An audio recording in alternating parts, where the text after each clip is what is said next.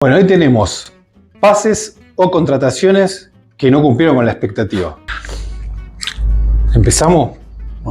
Bueno, Liedmanen, jugador emblema de la década del 90, de un Ajax memorable, de Luis Van Gaal. Lo novedoso fue que se empezó a imponer de una manera contundente en Champions League, ganando una, la del 95, y llegando a la final de la 96, ¿no? ¿Contra la Juve? Contra la Juve, que bueno. ¿La Juve que juega con River después? Claro. Terrible equipo tenía. Sí, pero Juve no estaba Zidane. Zidane se incorpora después de ese mercado de invierno y termina jugando la final con River. Cuando Van Gaal se va al Barcelona, hay un éxodo de ese equipo del Ajax en un solo mercado, hay un éxodo terrible. Tiene que armar un equipo prácticamente nuevo.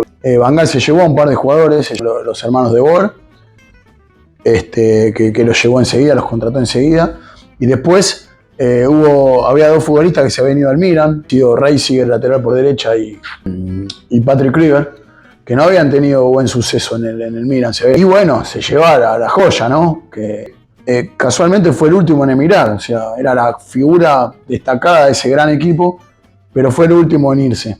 Cuando llega al Barcelona, obviamente hizo un ruido bárbaro, llega a un Barcelona que se juntaba con jugadores como Figo, como Rivaldo, esperaba mucho de él, ¿no?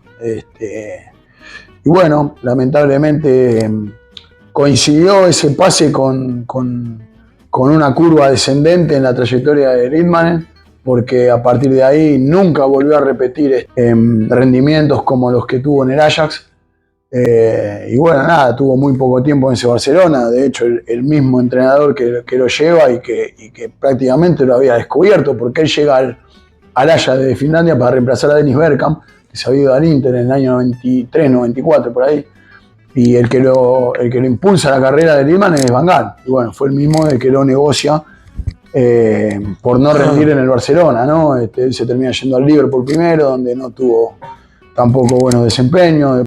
Y terminó volviendo al Ajax para, bueno, culminar su carrera joven sin grandes rendimientos. O sea, su pico fue en el Ajax. Ajax, que era una orquesta, sin ninguna duda era el líder absoluto de esa orquesta. Michael Owen, todos saben que explota en el Liverpool a muy temprana edad, no era muy común en esa época. Ahora no eran tantos los jugadores que se estancaban tan jóvenes, ¿no? Y bueno, Michael aparece en un Liverpool que peleaba las Premier, pero no podía con la hegemonía del United.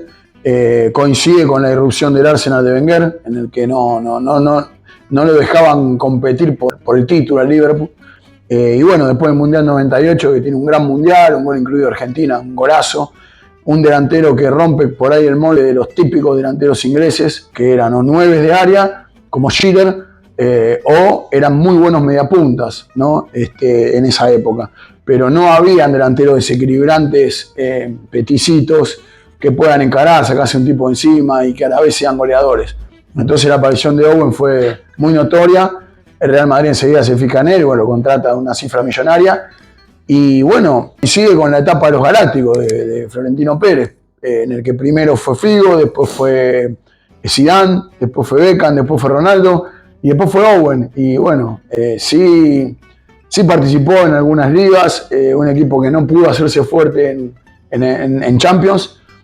Pero bueno, a ver, pasó por el Madrid sin tanta notoriedad, nunca se llegó a sentar como un jugador importante del equipo y titular. Coincidió en una época de Ronaldo, de Raúl, de jugadores de Van Nistelrooy luego, que por ahí pasaron con mucho más suceso por el Madrid que él. Bueno, termina volviendo a Inglaterra a ser pareja de Shearer en un Newcastle que intentaba volver por ahí a los primeros lugares que tuvo en la década del 90. Y bueno, sí rindió. Después tuvo, en el ocaso de su carrera, fue contratado por el United para ser un delantero, una variante de calidad, cosa que logró sacarle jugo en esa época a Ferguson, pero bueno, nunca volvió a ser el jugador del Liverpool y de los primeros tiempos de la selección inglesa. Rivaldo, Milan. Bueno, Rivaldo todos sabemos que irrumpe en el fútbol europeo en el Superdeportivo La Coruña. Un delantero, un mediapunta delantero fantástico, un jugador con una calidad terrible. En la época que La Coruña peleaba los... Sí, peleaba las ligas, siempre estaba ahí en los primeros planos, jugaba con delanteros como Pauleta, Roy Macay, jugadores muy importantes de la época. El Rifle Pandiani.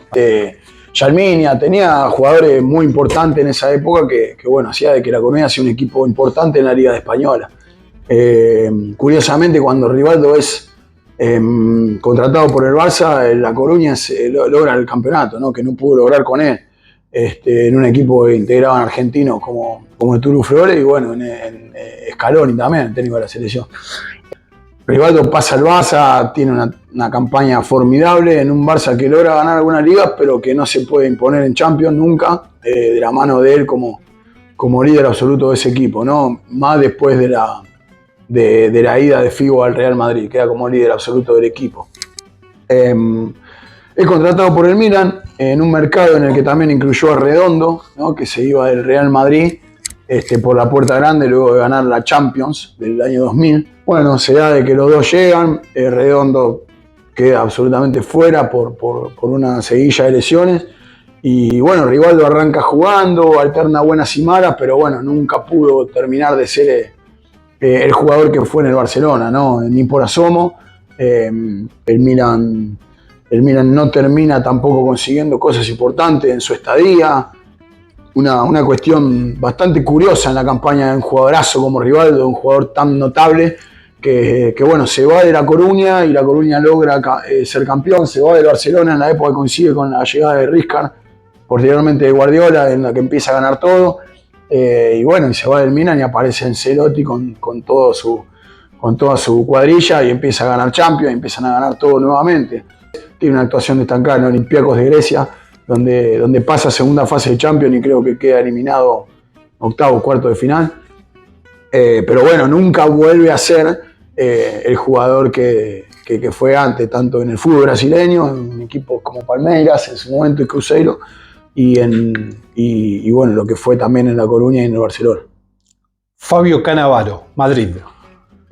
Fabio Cannavaro, bueno, defensor que no necesita carta de presentación, uno de los mejores de la historia, un defensor, un marcador central fiel al catenaccio italiano, a la forma de defender de Italia, ¿no? Un jugador tiempista muy rápido, con gran jugador y a pesar de su estatura, que no era tan alto, ¿no?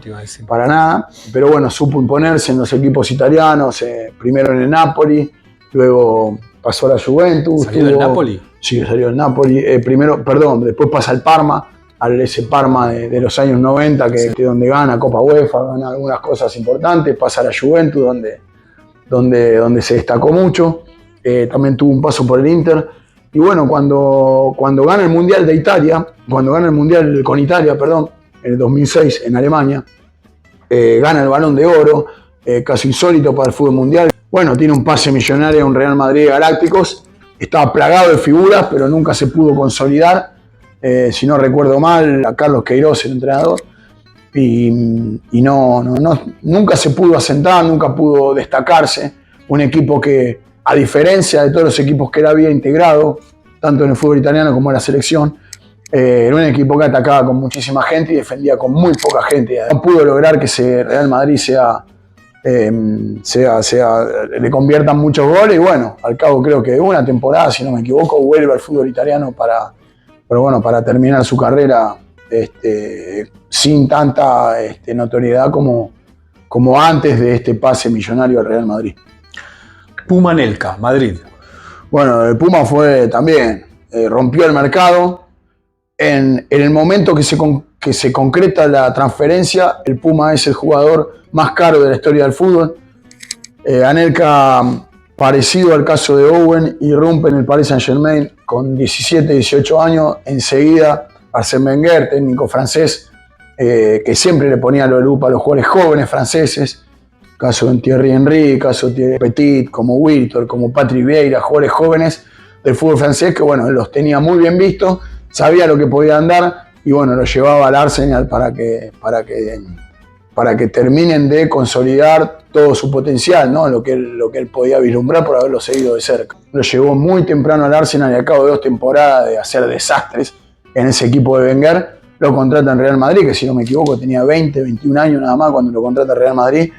Y bueno, a pesar de tener el curioso dato de ser el jugador más caro de la historia en ese momento, tuvo una muy baja cantidad de goles convertidos en Liga y en Champions. Y bueno, al cabo de una temporada fue transferido nuevamente al Paris Saint-Germain, que lo pagan una cifra millonaria nuevamente, en la que tampoco tuvo gran suceso. Y bueno, ahí donde empiezan los altibajos en su carrera. Es un jugador que anduvo por todos lados, mucho en el fútbol inglés, pero que también fue al fútbol italiano, a la Juventus, donde no rindió. Pasó por clubes como Liverpool, donde no rindió. Sí rindió muchísimo en el Chelsea. Con Mourinho, luego de un paso por el fútbol turco, donde decide Mourinho repatriarlo al fútbol inglés y sacarle un jugo terrible. Creo que fue goleador de una liga inglesa. Y bueno, después también siguió yendo y viniendo por un montón de clubes y sin concretar todo lo que se esperaba de él, ¿no? Sin ninguna duda, ese pase frustrado al Real Madrid condicionó muchísimo la trayectoria de lo que se esperaba sea un jugador fabuloso y un goleador fantástico para la historia del fútbol.